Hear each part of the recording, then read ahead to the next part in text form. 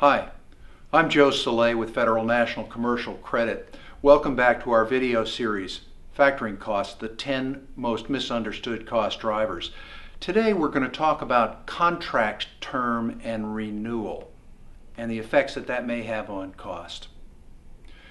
In Business Law 101, business students learn that the term of a contract is one of the basic principles of any business contract. The term is just the amount of time that a contract is effective and establishes how long each party can expect to receive the benefits and incur the costs laid out in the agreement. Term can be for any length of time. In the factoring and asset-based lending industries, most agreements vary somewhere between as little as month-to-month term to 2-3 years. But most agreements have 1-year terms or 12-month terms.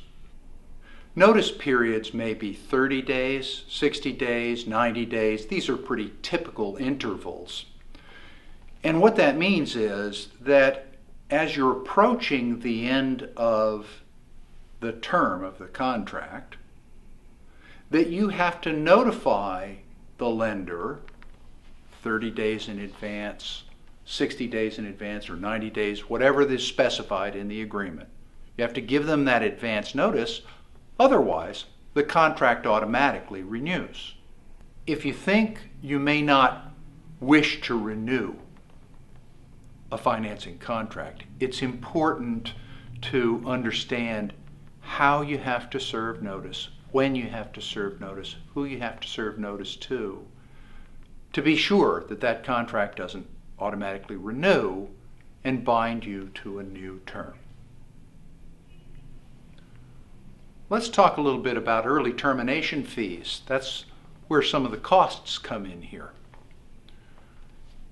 It is very common in factoring and asset-based lending relationships for there to be some early termination fee, a charge, if the borrower terminates the agreement and stops doing the financing before the end of the contract term. Some agreements may have no early termination penalty. Some providers don't require that.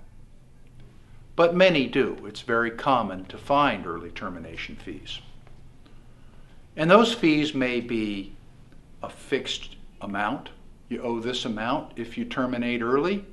They may be a percentage of the line amount, the factoring line or the asset-based lending line.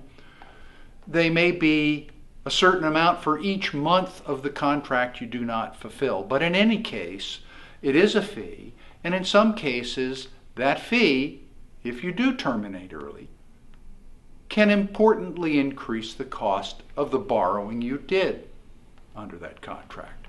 Factors and asset-based lenders most of the time charge early termination fees to make sure that they cover the costs of setting up an account.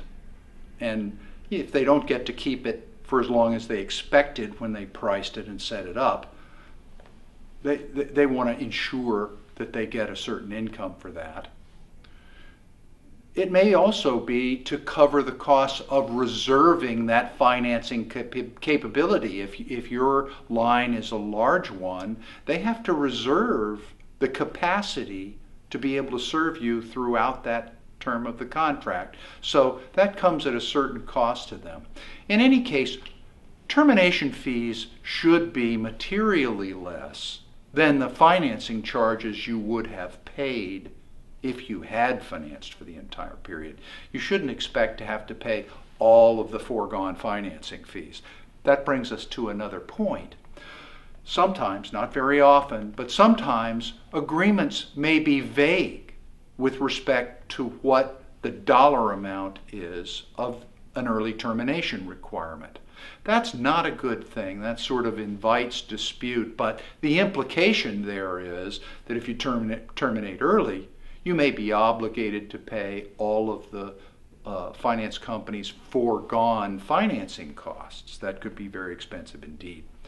Most of the time, courts of law would not uphold that, but it would be a shame to have to go and litigate to escape from that kind of situation. You want to be sure, they say good fences make good neighbors. You want to be sure that the terms of an early termination, what your obligation would be in an early termination, is well spelled out. In conclusion, every contract will have a term. Term can vary widely. It may be as little as month to month, and it may be as long as 2 or 3 years, but most fall in the annual or 12-month category. There may be specific requirements for terminating a contract, either terminating it early or making sure that it does not automatically renew. Many contracts automatically renew. Some of those requirements may include early notification.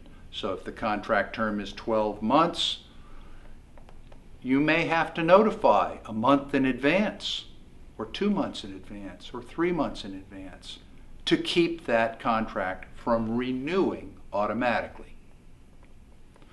Sometimes there are early termination fees in contracts. In fact, most often there are early termination fees in contracts for financing. Be sure you review your contracts carefully. Share them with a trusted attorney, and make sure that the term of the contract, any notice provisions, and any potential early termination fees are appropriate for the business that you expect to do. Some or all of these features to an agreement may be negotiable, so if they don't align properly with your business plans, be sure to make some attempt to renegotiate a bit to make sure that it does work. Thank you. I'm Joe Soleil with Federal National Commercial Credit.